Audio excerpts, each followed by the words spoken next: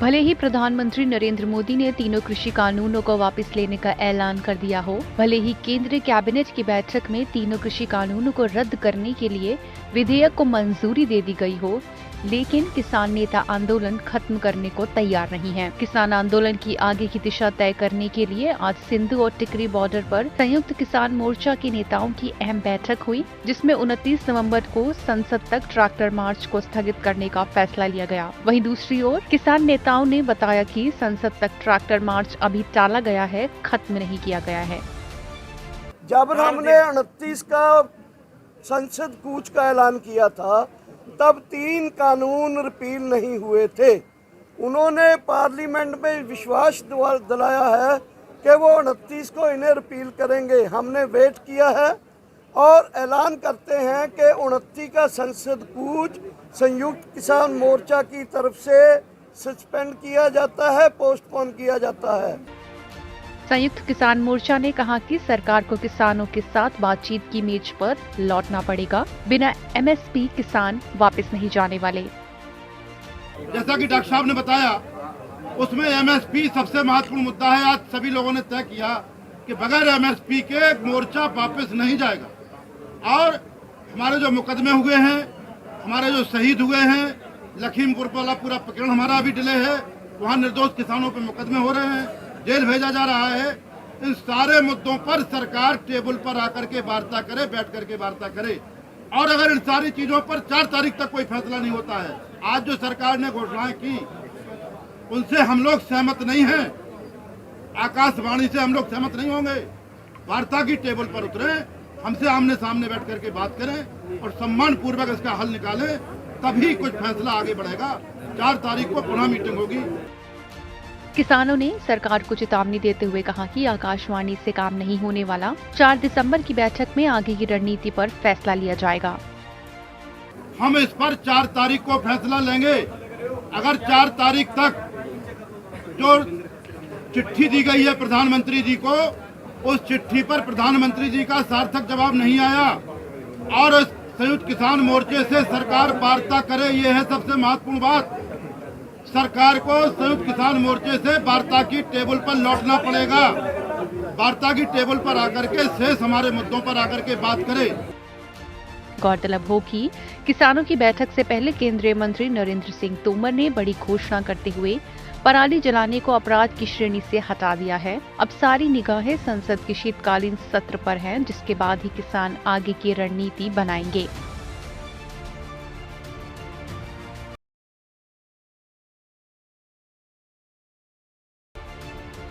देश ने कल अपना 71वां संविधान दिवस मनाया। इस मौके पर संसद के सेंट्रल हॉल में भव्य कार्यक्रम का आयोजन किया गया था, लेकिन इस मौके पर कांग्रेस समेत 14 विपक्षी पार्टियों ने कार्यक्रम का बहिष्कार किया था, जिसको लेकर प्रधानमंत्री मोदी ने बिना नाम लिए कांग्रेस पर निशाना साधते हुए कांग्रेस को party for the family, party by the family कहा था।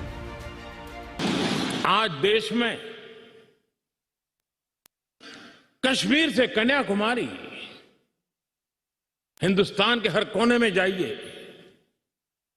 भारत एक ऐसे संकट की तरफ बढ़ रहा है जो संविधान को समर्पित लोगों के लिए चिंता का विषय है, लोकतंत्र के प्रति आस्था रखने वालों के लिए चिंता का विषय है, और वो है पारिवारिक पार्टियां।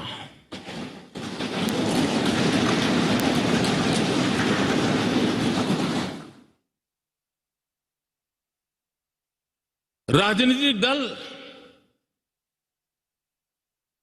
Party for the family, party by the family,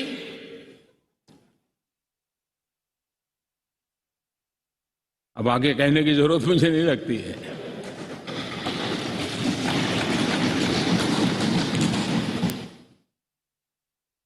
Kashmir से कन्याकुमारी हरी राजनीतिक दलों की तरफ देखिए, ये लोकतंत्र की भावना के खिलाफ है। प्रधानमंत्री नरेंद्र मोदी का निशाना कांग्रेस पर था, तो पलटवार करने का जिम्मा भी कांग्रेस ने ही संभाला। कांग्रेस की तरफ से वरिष्ठ नेता आनंद शर्मा ने प्रेस वार्ता कर देश में लोकतंत्र नहीं होने की बात कही। कि 1947 से लेकर 2014 तक लोकतंत्र मजबूत होता रहा, कमज़ोर नहीं हुआ। ये प्रधानमंत्री जी याद रखें।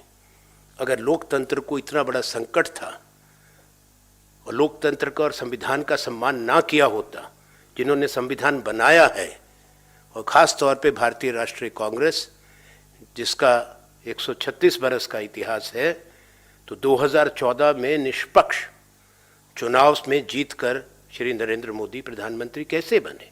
इसीलिए क्योंकि प्रजातंत्र को मजबूत किया गया, संविधान का सम्मान किया गया। आनंद शर्मा ने प्रधानमंत्री मोदी पर देश का इतिहास बदलने का आरोप लगाते हुए बीजेपी की आजादी की लड़ाई में कोई योगदान नहीं होने की बात कही।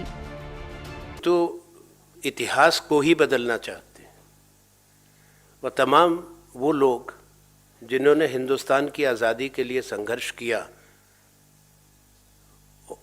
पीढ़ी दर पीढ़ी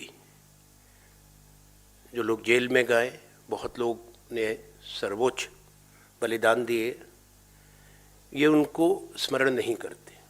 जवाहरलाल नेहरू, सरदार वल्लभ भाई पटेल, मौलाना आज़ाद, डॉक्टर राजेंद्र प्रसाद, लाला लाजपत राय, सूची बहुत लंबी है। ये सब लोग कांग्रेस के थे, भारतीय राष्ट्रीय कांग्रेस के अध्यक्ष रहे। अब वो उन्हीं में से ढूंढ रहे हैं। उसका कारण, मुख्य कारण ये है, जिसको वो स्वयं जानते हैं कि उनका कोई योगदान, जिनके वो वंशज हैं, इनके पूर्वजों का भी कोई योगदान हिंदुस्तान की आज़ादी की लड़ाई में नहीं था, बल्कि ये हम उन लोगों से मिले थे, अंग्रेजी शासन से मिले थे, जिन्होंने हर तरह का सत्ता का, पुलिस का दुरुपयोग करके आज़ादी के संग्राम को कुचलने का काम किया था। इस चुनावी समर में पार्टियों का एक दूसरे पर आरोप लगाना आम बात है। अब देखना ये होगा कि कांग्रेस के बीजेपी पर आजादी की लड़ाई में सहयोग नहीं करने के आरोप पर बीजेपी क्या प्रतिक्रिया देती है।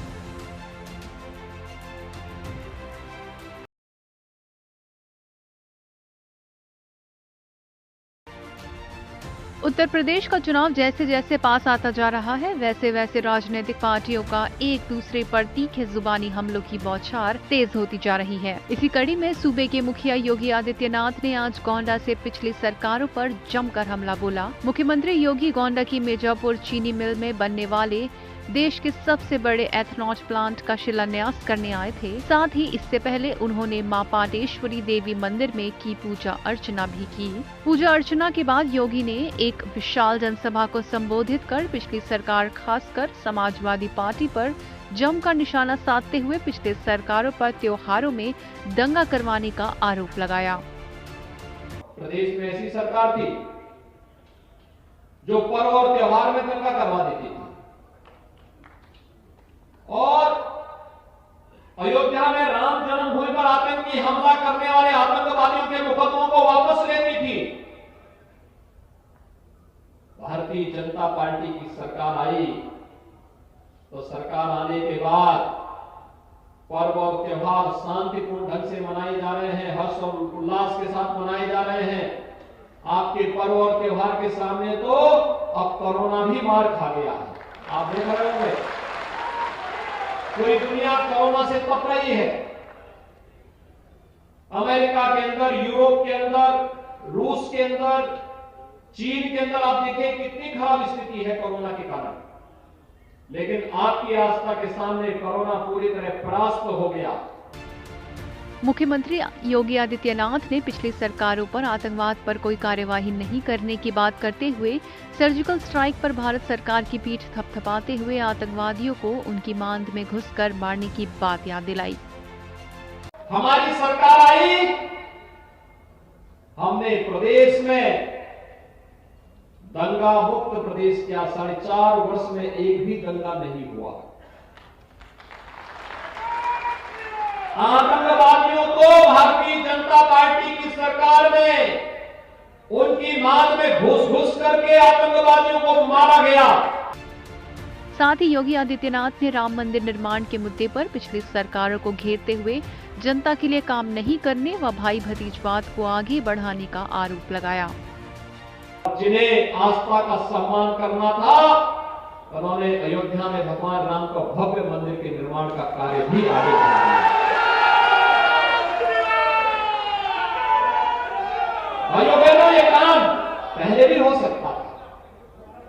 आखिर किसने रोका था कांग्रेस को? किसने रोका था बबुआ को और किसने रोका था बुआ को? तो पहले भी थे ना, इनको तो पूरा मौका मिला था ना प्रदेश में कार्य करने का।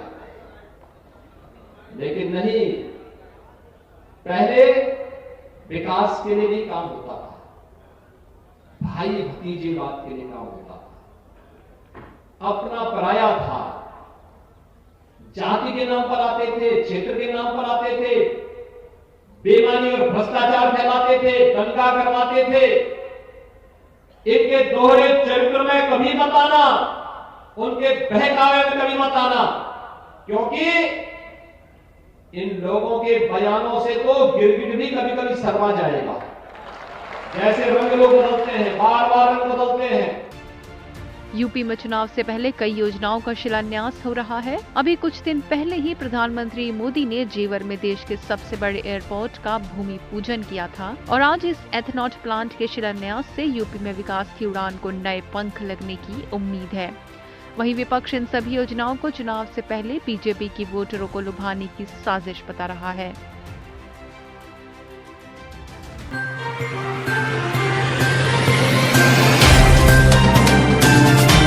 Subscribe now and press the bell icon.